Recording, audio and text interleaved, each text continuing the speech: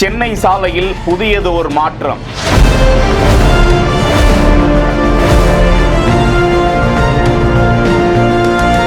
இனி சிட்டிக்குள்ள டிராபிக்கே இருக்காது.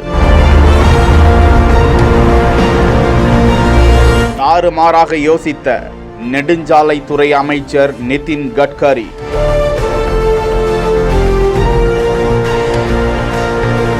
.14 கிலோமீட்டரில் அமைக்கப்படும் அந்த பிரத்யேக சாலை எங்கு அமையவிருக்கிறது?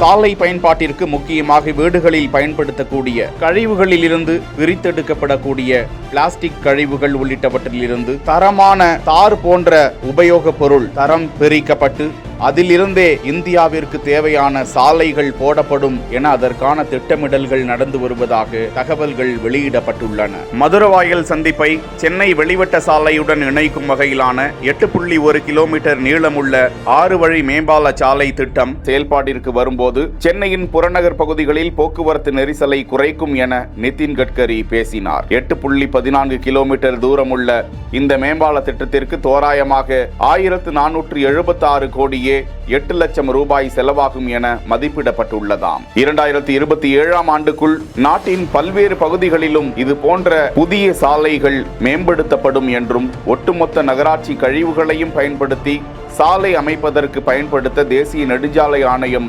திட்டமிட்டுள்ளதாகவும் கூறியிருக்கிறார். முக்கியமாக மும்பை டெல்லி நெடுஞ்சாலையில் 40 லட்சம் டன் கழிவுகள், அகமதாபாத் புனே நெடுஞ்சாலையில் கட்டுமானத்தில் 25 லட்சம் டன்னும் பயன்படுத்தப்படும் என்றும் அவர் கூறினார். செய்திகளை வழங்குவோர் Manju group, SIMS pharmacy and clinics, grand royal tours.